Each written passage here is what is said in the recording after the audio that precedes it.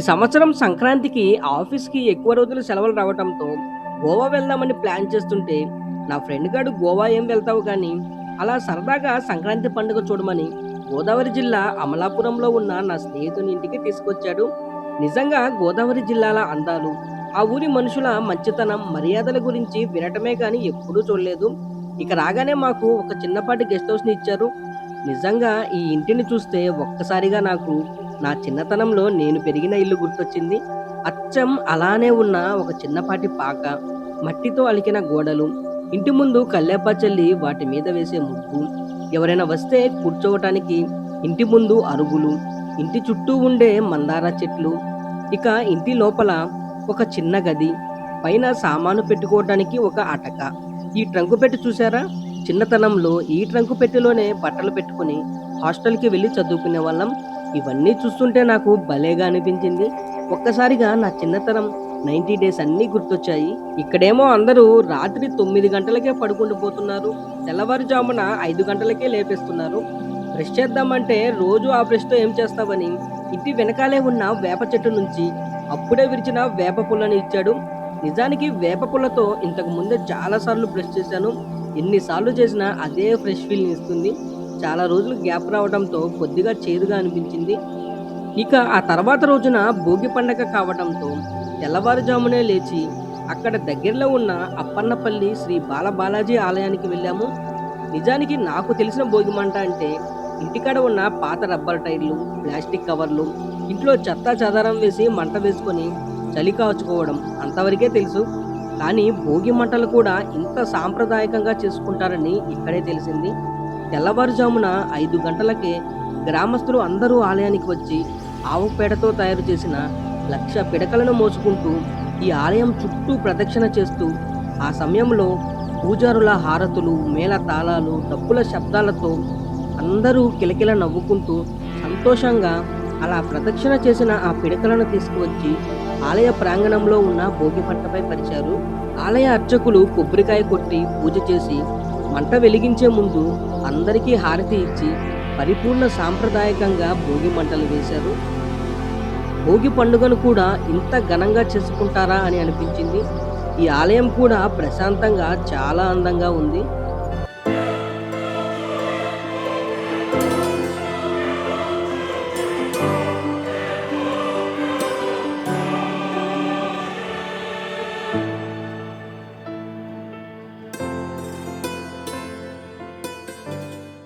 తిరిగి ఇంటికి వచ్చేసరికి అప్పటికే మా కోసం వేడి వేడి గారెలు, ఇడ్లీలు వేసి రెడీగా ఉంచారు. ఇందులో వేసిన కొబ్బరి చట్నీ భలే రుచిగా ఉంది. దీంతో పాటు ఒక గ్లాస్‌లో ఏదో పానకం లాంటిది ఇచ్చారు. నాకు తెలియక తాగేస్తున్నాను. కానీ దానిని అలా కాకుండా ప్లేట్‌లో వేసుకొని చట్నీలాగా అందులో నంచుకొని తినాలి అంట. తియ్య తియ్యగా భలే ఉంది. టిఫిన్ చేసి అలా ఊరు చూసొద్దామని బయటికి వెళ్ళాము. ఊరు. ఈ ఊరి అందాల గురించి ఎంత చెప్పినా తక్కువే. ఇదొక పచ్చటి స్వర్గధామం.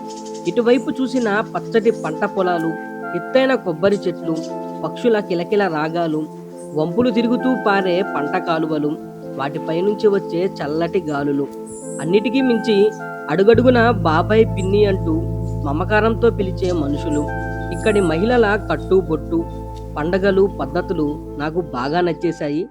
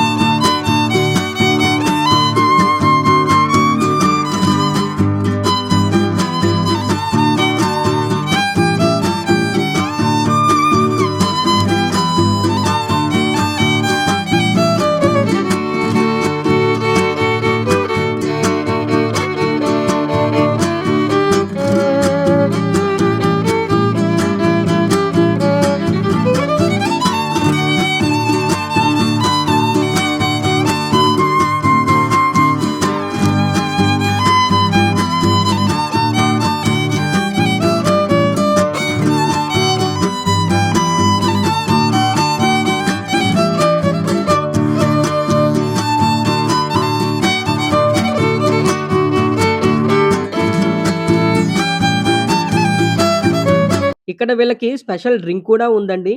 ఇదే ఆల్టోస్ కూల్ డ్రింక్. దీన్నైతే నేను రోజుకి 2 సార్లు తాగుతూ దీనికి పెద్ద ఫ్యాన్ అయిపోయాను. మధ్యాహ్నం భోజనానికి నా స్నేహితుని వాళ్ళ చుట్టాలు మాకు ఆతిథ్యం ఇచ్చారు. ఇక్కడ చిన్న పాకాలే కాదు, పెద్ద బంగళాలు కూడా ఉంటాయి. అరిటాకులో రకరకాల వంటలతో వీరు పెట్టిన భోజనం అద్భుతంగా ఉంది. కడుపు నిండా తిని కాసేపు కంటి నిండా పడుకున్నాను. సాయంత్రం లేచి గోదావరి నది పాయ దగ్గరికి వెళ్ళాము. ఇక్కడ వచ్చే చల్లటి గాలి, ప్రశాంతమైన వాతావరణం ఎంతసేపు కూర్చున్నా సమయం తెలియకుండా సాగిపోతుంది.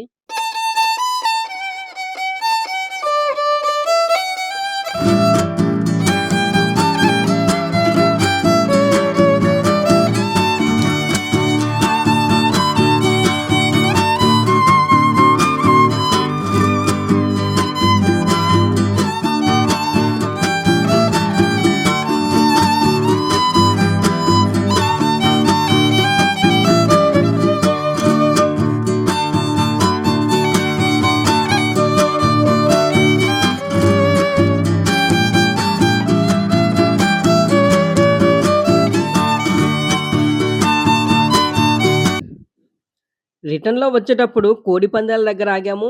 ఇక్కడ పండగ రోజున జరిగే 3 రోజుల్లోనే కొన్ని కోట్ల రూపాయల డబ్బులు చేతులు మారుతుందంట. రూ. 1,00,000 పందెం పోయినా కూడా సరదాగా నవ్వుకుంటున్నారు. ఈ కోడి పందాల గురించి సెపరేట్ వీడియో మన ఛానెల్‌లో అప్‌లోడ్ చేశా. తప్పకుండా చూడండి. ఇక రాత్రికి పందెంలో ఓడిపోయిన కోడి కూర, కోడి పలావు, మటన్ కూర, చేపల ఇగురు పెట్టారు. చక్కగా తినేసి హ్యాపీగా పడుకున్నాను.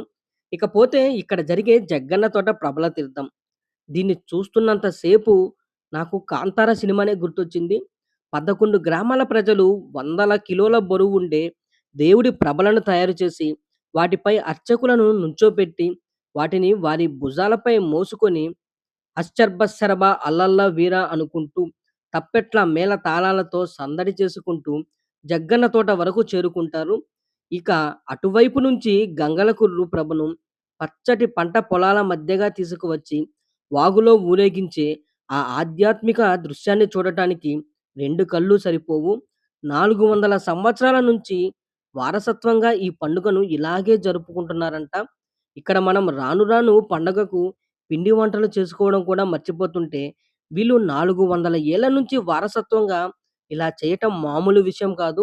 ఏదేమైనా ఈ ఊరి పండగలు, పద్ధతులు, పలకరింపులు నాకు బాగా నచ్చేశాయి. ఊరికనే అనరు కదా! సంక్రాంతి సంబరాలకు పెట్టింది పేరు గోదావరి జిల్లాలు అని. ఎంతో అందంగా ఉన్న ఈ గోదావరి జిల్లాల అందాలు మీకు కూడా నచ్చితే ఈ వీడియోని లైక్ చేయండి. ఇంకొక మంచి వీడియోతో మళ్ళీ కలుద్దాం. ఇట్లు మీ సిరి శేఖర్.